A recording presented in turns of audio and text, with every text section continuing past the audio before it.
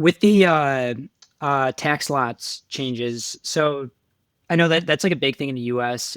When does that go into effect for crypto? So that migration happened for universal to per wallet. There was basically a safe harbor period that IRS gave, which said, "Hey, look, we're creating this new rule. We're clarifying like how this has to work." And so, as long as you make this transition by, I think it was December 31st of 2024, Hmm. then you're good. We're not going to come after you because you have this transition safe period.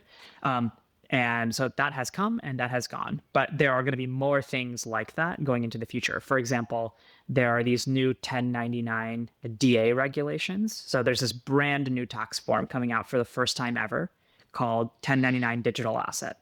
And everyone is going to start receiving these next year. So in January 2026, stay tuned. Basically, all the brokerages like the Krakens and the Coinbases of the world are going to start sending these out to all of their customers. They're going to be required to by law for the US customers. And that's Yeah. going to include every time they dispose of an asset on that platform, here's what the asset was, here was the date, here were the proceeds. And people are going to basically have to start using that information to complete their tax filing. But the sort of tricky thing there is if you had assets that came from on chain or from one exchange and then moved into another one, you'll have this uncovered cost basis problem where the exchange doesn't know when you got the asset or what price you bought it for. And again, that's kind of where CoinTracker is helping fill the gap.